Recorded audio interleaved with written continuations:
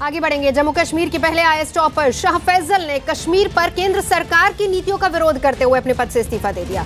कहा कि फैसल इस बार लोकसभा का चुनाव लड़ रहे, ये खबर आ रही है। और उन्होंने इस्तीफे के बाद एक बयान जारी करते हुए ये भी कहा है कि कश्मीर में हिंसा का विरोध करते हैं। अपने इस्तीफे को लेकर शाह फैसल कल प्रेस कॉन्फ्रेंस भी करेंगे। खबर ये भी आ रही है कि फैसल उमर अब्दुल्ला की पार्टी नेशनल कॉन्फ्रेंस को ज्वाइन कर सकते हैं। वहीं शाह फैसल के इस्तीफे और चुनाव लड़ने की खबरों के बीच नेशनल कॉन्फ्रेंस के अध्यक्ष उमर अब्दुल्ला ने ट्वीट करके लिखा है, राजनीति में स्वागत है, ब्यूरोक्रेसी के नुकसान का फायदा राजनीति को होता है।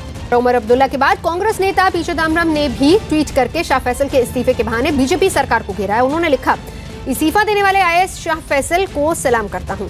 शाह के बयान का हर शब्द सही है और बीजेपी सरकार पर आरोप तय करता है।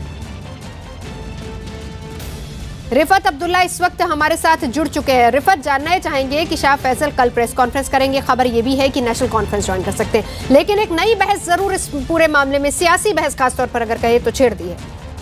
देखिए नौजत, बिल्कुल आखिर वजह क्या है, क्यों आईएएस के टॉपर रहे हैं, आइकन समझा जा रहा था उनको। आपको मालूम है कि मनमोहन सिंह या नरेंद्र मोदी जैसे लोग जो प्राइम मिनिस्टर रहे हैं वो भी शाह फैसल का नाम लेते थे और एक आइकन, यूथ आइकन उन्हें समझा जाता था और एक ट्रेंड सेट की थी।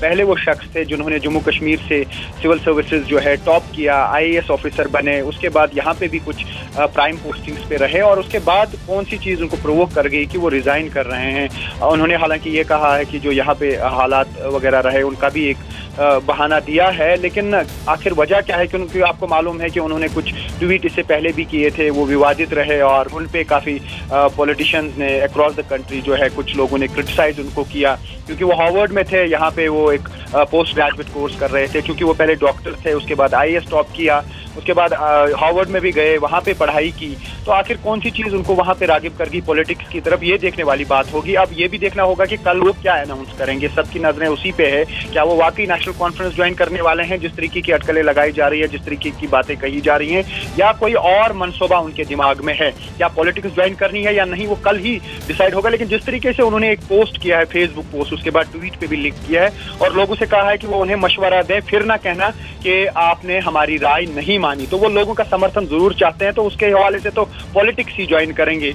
लेकिन क्या वो अपनी पार्टी फ्लोट करेंगे, क्या किसी और पार्टी में जाएंगे, क्या किसी नेशनल पार्टी में जाएंगे, ये अभी तय नहीं है। हालांकि नेशनल कॉन्फ्रेंस ने शायद कोशिश की होगी कि वो उन्हें अपने खीमे में लाएं और पार्लियामेंट इलेक्शन क्योंकि आ रहे हैं, बारामूला पार्लियामानी कॉन्स्टिट्यूएंसी से शायद उनको मैंडेट देंगे। अब देखना होगा कि कल वो प्रेस कॉन्फ्रेंस में क्या बताते हैं। उमर अब्दुल्ला ने ट्वीट करके भी यही कहा कि स्वागत है आपका राजनीति में, तो कहीं ना कहीं इशारा एक तरीके से कर दिया और खबर बिल्कुल सही आप बता रहे हैं कि बारामूला से हो सकता है कि वो चुनाव लड़े। बहरहाल कल जो प्रेस कॉन्फ्रेंस होगी उस पर रहेंगे नजर।